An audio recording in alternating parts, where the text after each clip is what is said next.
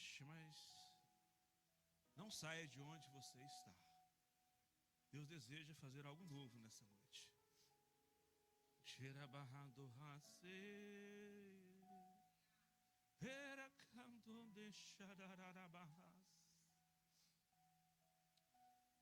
Gostaria que você abrisse a sua Bíblia comigo em 1 Reis, capítulo 18, verso de número 46. Vamos ler apenas um verso da palavra do Senhor nessa noite.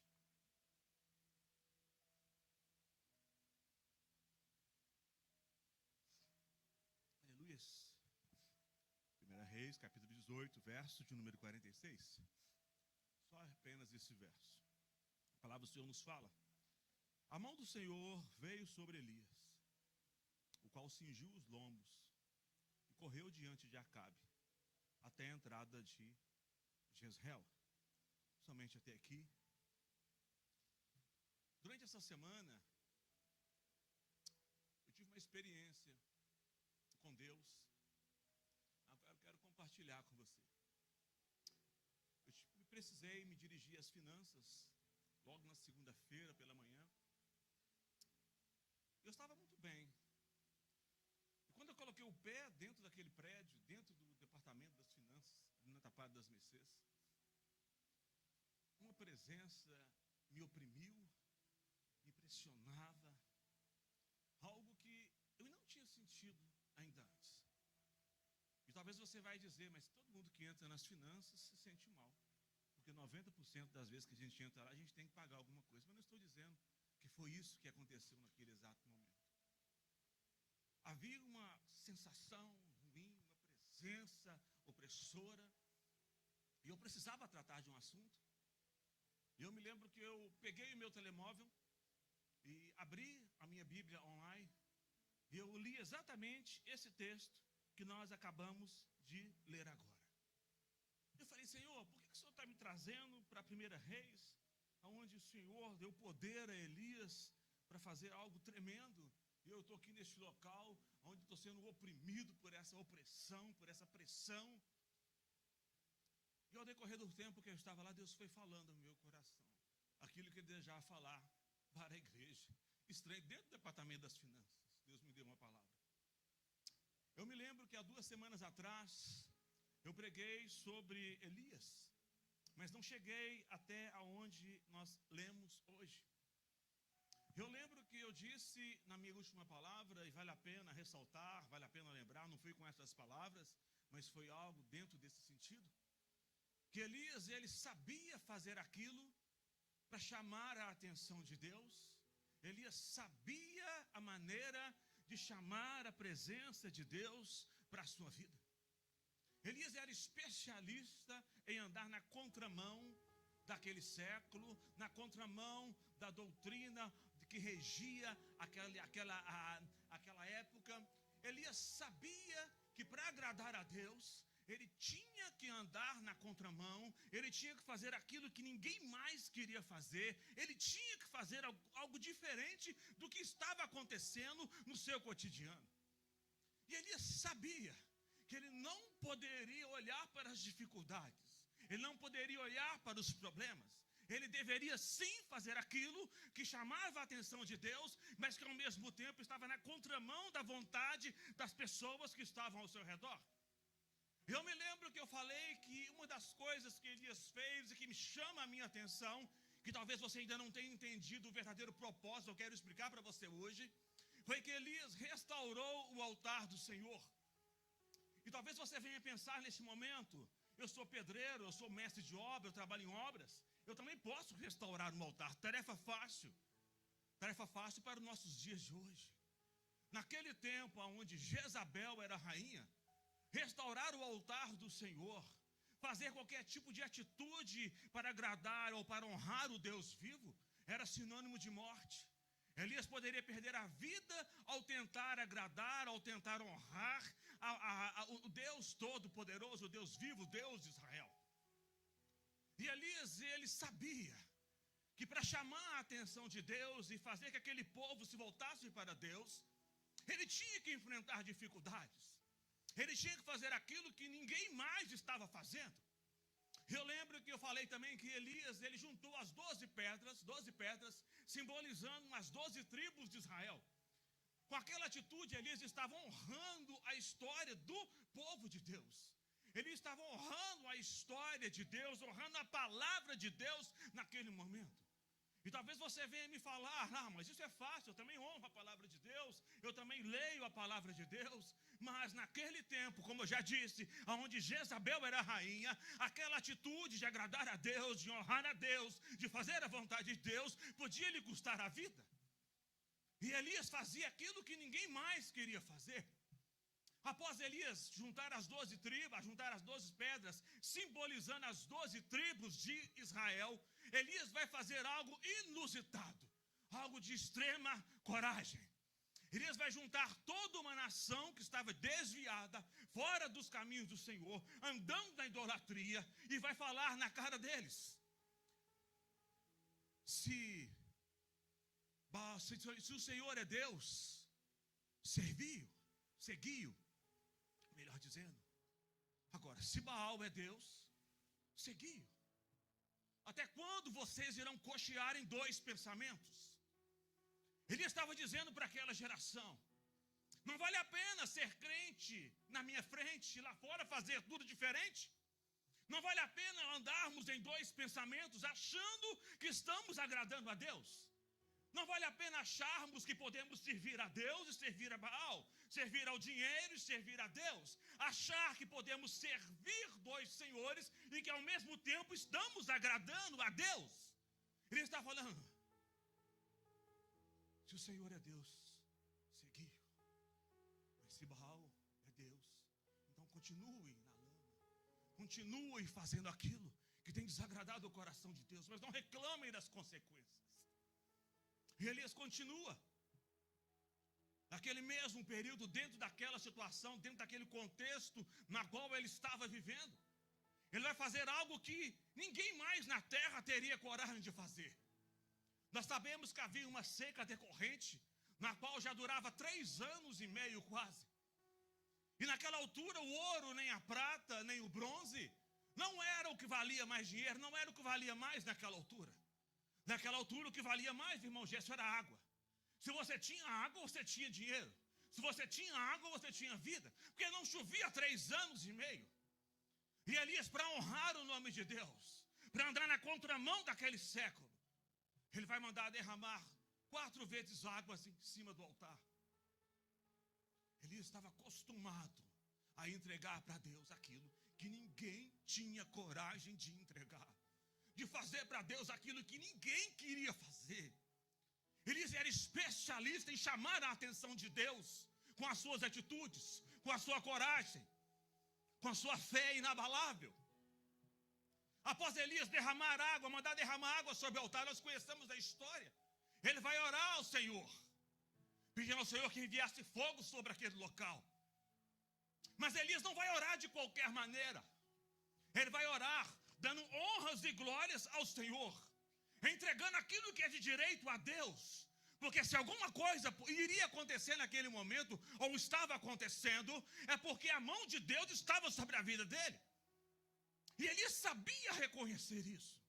Ele era usado por Deus, mas sabia reconhecer que se não fosse Deus da vida dele, ele não poderia fazer nada, ele não era ninguém. Então ele vai orar ao Senhor: Senhor, que hoje fique sabendo que Tu é Deus em Israel, e que eu sou apenas Teu servo. Apenas o Teu servo. E segundo a Tua palavra, Senhor, eu fiz todas essas coisas. Ele sabia como chamar a atenção de Deus. Ele sabia como entrar na presença de Deus, honrando a Deus. Após Elias orar, Deus levanta do trono. Mais do que rápido, fala: meu filho, porque eu estou aqui para cumprir a sua vontade, para que o meu nome seja glorificado. O que eu estou querendo falar com isso? Será que verdadeiramente nós temos feito as coisas para honrar o nome de Deus? Será que verdadeiramente nós temos levado uma vida, mas para honrar o nome de Deus? Dar glórias para o teu nome? Quando o nosso pensamento, o nosso coração, ele tem por finalidade trazer honras e glórias para o nome de Deus, O Senhor opera milagres. Ele opera maravilhas. A história vai nos contar que Deus manda fogo do céu. E o holocausto é consumido, a lenha é consumida, as pedras são consumidas. A água que estava ao redor foi tudo consumido. E Elias, após efetuar essas façanhas, ele vai começar a ver coisas que ninguém mais estava vendo. Ele vai começar a ouvir aquilo que ninguém mais estava ouvindo. Quando você, Gerson, quando nós nos habilitamos a fazer aquilo que ninguém mais quer fazer para Deus, Deus também faz para nós aquilo que Ele não faz para mais ninguém. Nós sabemos da história. Ele vai falar: ei, Acabe, sobe e come e desce, porque já se ouve o ruído da abundante chuva. Agora ninguém estava vendo absolutamente nada. A palavra do Senhor vai nos falar mais à frente que depois que Elias sobe para o monte para orar, depois os céus vão começar a se escurecer. Mas naquele exato momento Elias estava vendo aquilo que ninguém mais estava vendo. Então, se nós queremos que Deus faça algo diferente em nossas vidas, nós temos que entender. Precisamos fazer aquilo que ninguém mais quer fazer. Precisamos ter uma adoração genuína, expressiva, agressiva. Se nós queremos ver Deus agir em nossas vidas. Elias sabia o caminho de tocar no coração de Deus. Agora, ele manda Acabe subir para comer e beber. Você já viu um desviado quando vê Deus agindo? Ele treme. Eu tenho certeza, creio dentro de mim, dentro das minhas convicções, após ler a palavra de Deus, que Elias mandou Acabe subir para comer, porque Acabe estava desfalecido, estava hepático naquele local, porque Deus havia feito maravilhas e prodígios naquele local, e Acabe estava fora da presença de Deus. Então, após Elias mandar Acabe subir, e comer e beber, Elias vai subir até o cume do monte, e vai colocar o rosto em terra, e vai orar. Nós sabemos da história. 7 vezes. Na 7ª vez, após ele orar, o moço que estava com ele volta com uma informação. Já vejo uma pequena nuvem, mas muito longe, aquilo não é nada. Mas Elias sabia que aquela pequena nuvem, aquele pequeno sinal, era o sinal da abundante chuva, era o sinal que Deus estava para parar, para trazer chuva de novo à terra e trazer abundância para a terra. Agora Elias, ele vai sair daquele local, vai descer o monte. Quero que você acompanhe comigo. Elias sabia que durante um período de chuva, ele era uma pessoa experiente. Um dos piores locais para que ele podia estar, melhor dizendo, era descendo aquele monte. Mas por que, pastor? Porque quando a chuva vinha, ou quando a chuva chegasse, naquele monte iria se tornar um rio de água. No Brasil a gente fala uma enxurrada só. Enxurradas iriam se formar naquele monte. E ele sabia que ele não podia estar naquele local. E quando Elias está descendo, ele encontra Acabe, descendo o monte ou a montanha vagarosamente. Elias já tinha mandado Acabe descer o monte. E Acabe ainda estava descendo o monte vagarosamente. Eu perguntei ao Senhor: Senhor, por que essa parte está relatada na Bíblia, que Elias encontra com Acabe no meio do monte? Por que isso está relatado com tanta ênfase? E o Senhor respondeu ao meu coração: eu só vou te contar se você me pedir para contar. Eu só vou contar aquilo que Deus falou ao meu coração se você falar: fala, pastor. Então eu vou contar. É que Acabe, melhor dizendo, ele era conhecido por ser poderoso, mas era conhecido por ser poderoso antes de se casar com Jezabel. Após Acabe, se eu errei o nome, falei Elias, me perdoa. Após Acabe se casar com Jezabel, o poder que estava em tuas mãos, o governo que Deus havia concedido a Acabe para governar o seu povo, passou para as mãos de Jezabel. Porque Acabe, melhor dizendo, desculpa, ele se corrompeu uma doutrina pecaminosa de Baal através de Jezabel. Acabe deixou as leis do Senhor, as poucas leis que ainda seguia, e começou a seguir as doutrinas ensinadas por Jezabel. O que eu estou querendo falar com isso? Quando nós que servimos a Deus, deixamos de honrar ao Senhor, deixamos de fazer a vontade de Deus, e nos aliamos com pessoas erradas, aliançamos com pessoas erradas, aquilo que Deus nos deu, nos concedeu, o inimigo rouba de nossas vidas. Ele rouba, ele usurpa aquilo que Deus nos concede, por causa de más escolhas, más alianças, más condutas. Então, Acabe já não era mais conhecido como poderoso. Ele era rei, mas quem mandava era Jezabel.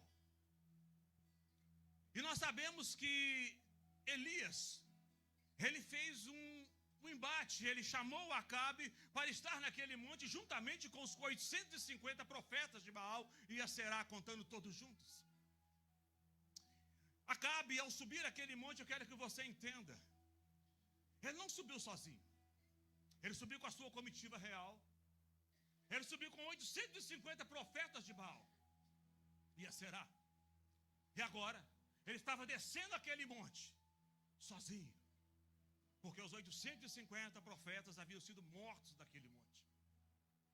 E como eu disse, quem mandava era Jezabel. Eu quero que você se coloque no lugar de Acabe somente um pouquinho, para que você entenda aquilo que eu vou falar nesse momento. Acabe tinha que se explicar para Jezabel que seus 850 profetas de Baal e Aserá haviam sido mortos naquele local, e que Elias estava vivo da silva, estava firme e forte, como sempre foi. Acredito eu que Acabe, ele desejou viver naquele monte, do que ter que enfrentar a Jezabel cara a cara.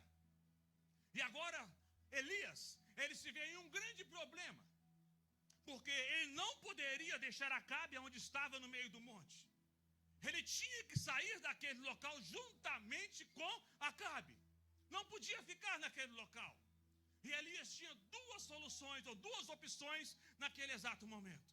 Opção A, subir no carro de Acabe, acelerar aquele carro e sair dali. Só que pensa comigo, Elias havia acabado de vencer os 850 profetas de Baal no monte.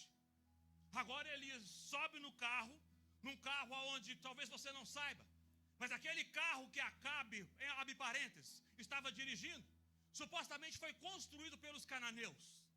Aquele carro que Acabe estava dirigindo era um símbolo de idolatria contra Deus, contra o povo de Deus e contra a palavra de Deus. E Elias agora, imagina só a cena, se Elias aceita subir naquele carro e descer com Acabe. Elias havia acabado de vencer os profetas, havia acabado de vencer a idolatria no monte, agora ele ia passar no meio do povo, num carro que era símbolo de idolatria, com um idólatra de carteirinha do seu lado. Não o profeta Elias, não quem realmente serve a Deus. Elias sabia que ele não poderia desonrar ao Senhor fazendo isso. Então Elias vai continuar perto de Acabe. E acredito eu que Elias, ele pediu ao Senhor, me dá outra alternativa, porque nesse carro eu não subo. Posso imaginar Acabe, Elias, sobe nesse carro, vamos sair daqui agora. Posso imaginar o dedinho de Elias, eu não preciso pegar carona com idólatra nenhum para chegar a lugar nenhum que seja. O que eu estou querendo falar com isso? Eu não sei se você tem se reunido com pessoas, ou tem se feito, tentado fazer alianças com pessoas que não temem ao Senhor. Saiba de uma coisa, você não precisa participar de reuniões aonde não há temor de Deus naquele local para tentar conseguir chegar em lugar nenhum. Saiba de uma coisa, levitas, vocês não precisam pensar que vão precisar tocar músicas seculares para chegar aonde Deus deseja que vocês venham chegar. Vocês não precisam pensar que vão ter que tocar músicas que não seja para o Senhor, porque é Deus que vai dar a solução, é Deus que vai mover as coisas e vai dar a vitória para aqueles que continuam no seu caminho. Elias vai continuar. E agora Elias, a palavra do Senhor que nós acabamos de ler nos fala, a mão do Senhor veio sobre Elias. Elias já tinha visto lá atrás, já tinha ouvido aquilo que ninguém mais estava ouvindo. Agora posso imaginar Elias vendo a mão de Deus em cima dele. Posso imaginar Elias agora vendo a mão de Deus em cima dele e sabendo que Deus iria trazer algo diferente naquele local. Posso imaginar Elias perguntando para Acabe, Acabe, para você não falar que eu estou doido, que eu estou vendo coisas, me fala quantos cavalos você tem aí no seu carro? Talvez 5, 6, eu não sei. Posso imaginar Elias, você está vendo o que eu estou vendo, Acabe? Não estou vendo nada, Elias, estou vendo que a chuva está vindo, e se nós continuarmos neste local, nós vamos morrer. E Elias pensando, estou falando com um desviado, ele não está vendo aquilo que eu estou vendo. Elias, responde para Acabe, penso eu. Saiba de uma coisa, Acabe, sabe aquele que fez cair fogo lá em cima no monte há pouco tempo atrás? Sei. Sabe aquele que eu falei que ia trazer a chuva? Sabe aquele que eu falei que ia trazer o fim da seca? Sabe, Acabe? Sabe? Ele Acabe responde, sei, Elias. Por quê? O que você está querendo falar com isso? Ele está com a mão em cima de mim. E eu estou sentindo dentro de mim 200 cavalos prontos para correr. E não são cavalos dessa terra, são cavalos de fogo.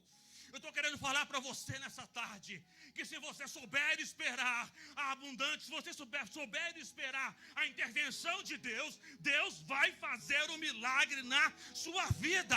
Não faça alianças com pessoas erradas, não se aliance com coisas que você sabe que desagrada a Deus. Elias sabia, estava vendo a mão de Deus em cima dele, e aí, penso eu, que Elias fala com Acabe, eu estou sentindo 200 cavalos de fogo dentro de mim. Você quer viver, Acabe? Quero. Então acelera esse carro, porque eu vou correr agora.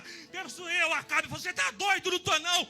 Deus está colocando uma força de 200 cavalos dentro de mim aqui. Então acelera, porque eu vou correr. Agora eu quero que você imagine a cena. Elias correndo. Espera aí, volta a fita. Talvez você não saiba. Do Monte Carmelo até Jezreel, eu pesquisei, dependendo da rota, podia ser 35, 30 ou 40 quilômetros de distância.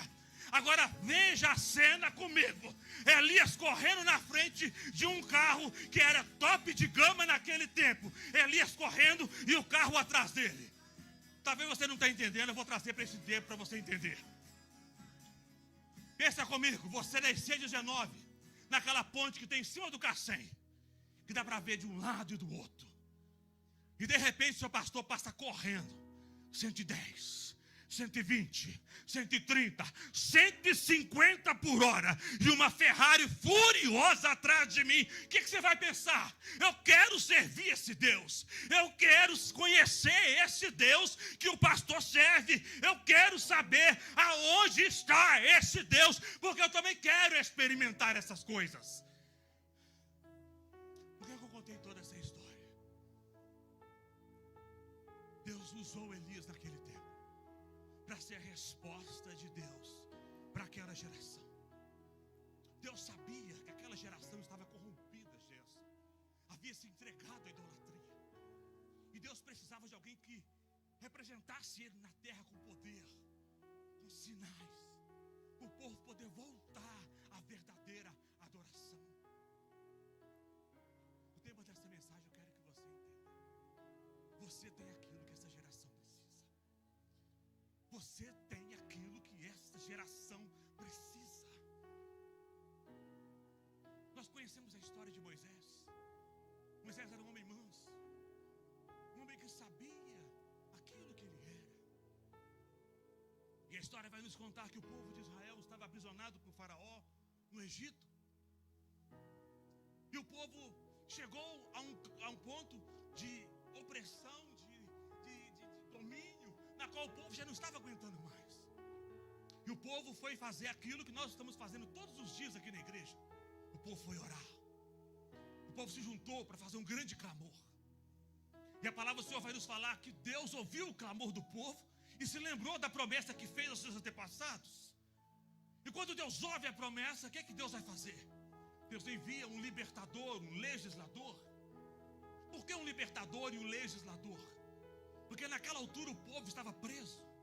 Naquela altura o povo precisava sair do Egito e precisava receber a orientação da palavra de Deus que Deus haveria de conceder para Moisés. Então Deus deu para Moisés aquilo que aquela geração naquele tempo precisava. Aí pouco tempo depois, anos depois, décadas depois, eu não me recordo, vem Jesus, o Emanuel, Deus conosco, o príncipe da paz, o Pai da eternidade, o maravilhoso. Jesus, ele veio para pregar o evangelho do reino de Deus. Jesus, ele curou, ele libertou, ele transformou. Mas a sua principal mensagem era: arrependei-vos, porque é chegado o reino de Deus. E certa vez, Jesus foi interrogado pelos fariseus. De tantos fariseus ouvirem Jesus pregar: arrependei-vos, porque é chegado o reino dos céus, o reino de Deus.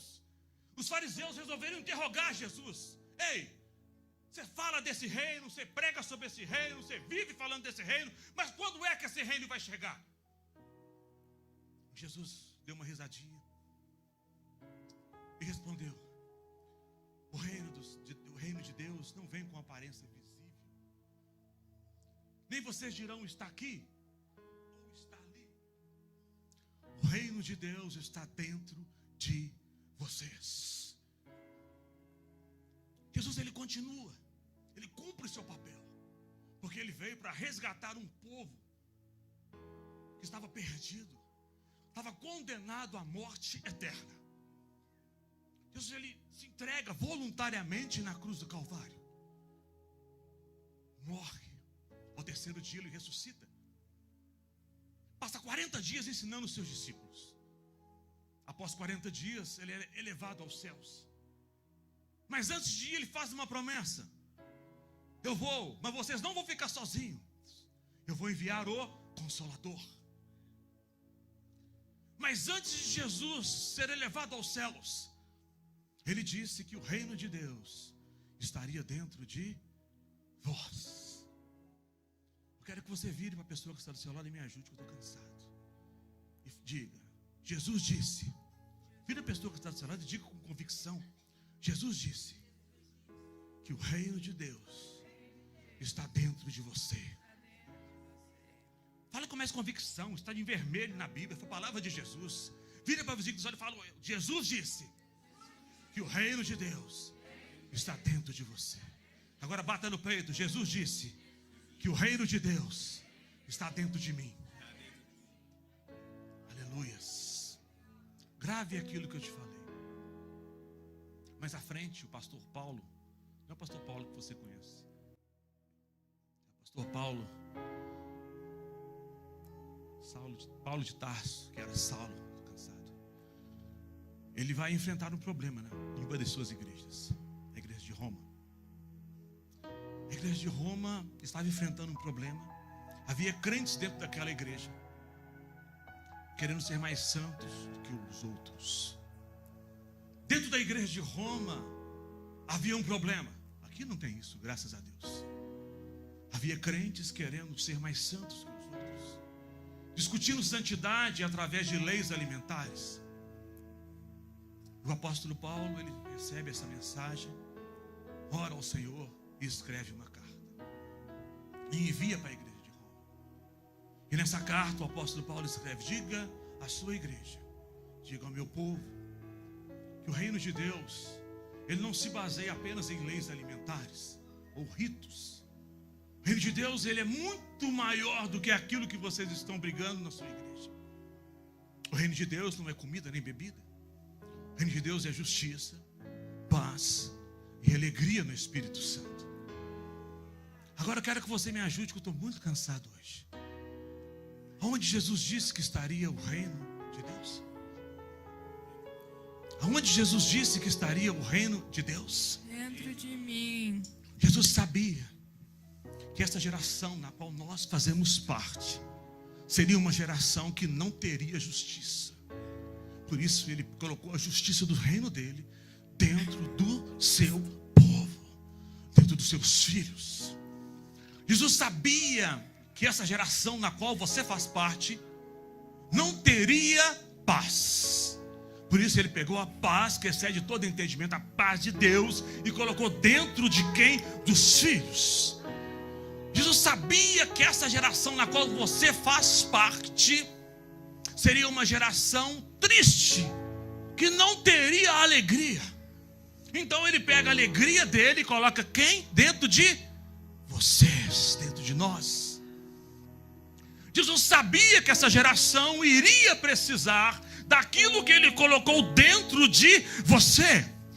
Da mesma maneira que ele usou Elias naquele tempo, com poder, sinais, para que aquela geração retornasse aos caminhos de Deus.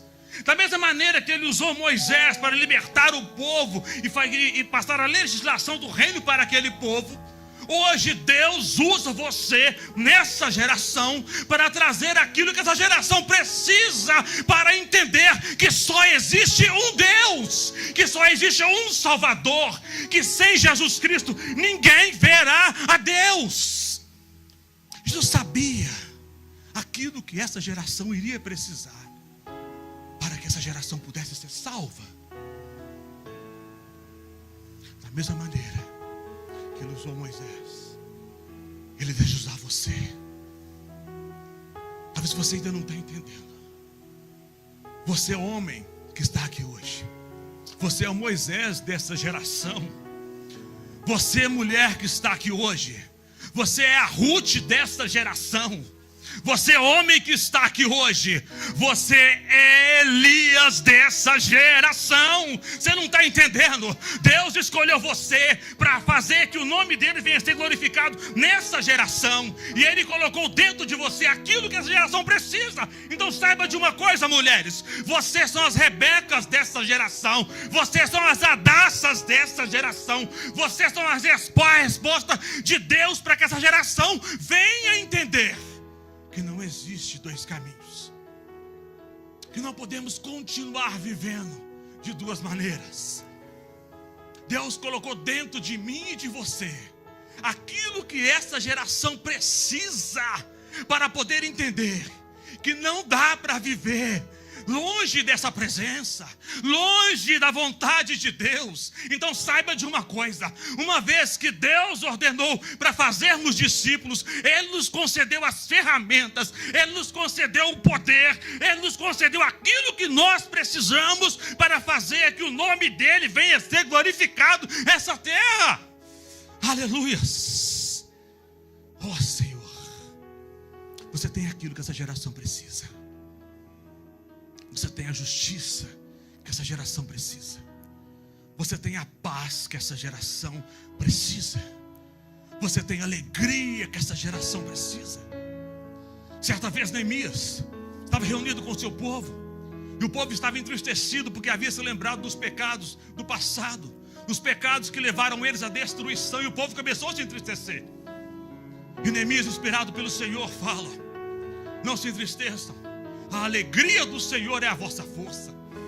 Quando nós alegramos o coração de Deus com nossa atitude, com nossa ação, quando nós alegramos o coração de Deus, Ele coloca a alegria dEle dentro de nós. E quando Ele coloca a alegria dEle dentro de nós, saiba de uma coisa: coisas extraordinárias começam a acontecer.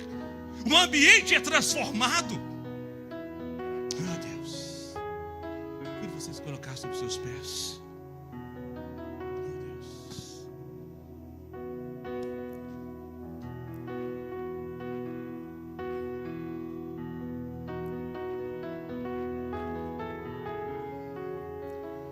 Talvez ainda você não entendeu que você é escolhido, que você é chamado por Deus para fazer a diferença nesse tempo. Mas se você ainda não tem essa convicção dentro de você, eu convido você a buscar a presença dEle. Eu não tenho conseguido pregar outra coisa. Se não ser isso, eu não sei porquê. Eu tento pregar outra palavra e Deus fala: volta para essa palavra. Diga ao meu povo que ele precisa buscar a minha presença. Diga ao meu povo que eu preciso ser cheio do Espírito Santo. Eu não tenho conseguido pregar outra palavra nos 2 últimos meses. Talvez você não tenha reparado, mas não é porque eu não quero, é porque eu estudo uma palavra e Deus fala: volta para essa palavra. Diga ao meu povo que precisa ser cheio. Diga ao meu povo que precisa buscar a minha presença, porque eu desejo fazer milagres através daquelas pessoas. Eu desejo usar cada um daquelas pessoas para que o meu nome seja glorificado. Mas para isso é necessário que nós venhamos buscar a presença de Deus, buscar intimidade com o Espírito Santo de Deus. Oh Deus, anda quem pode, obedece quem tem juízo. Oh Deus,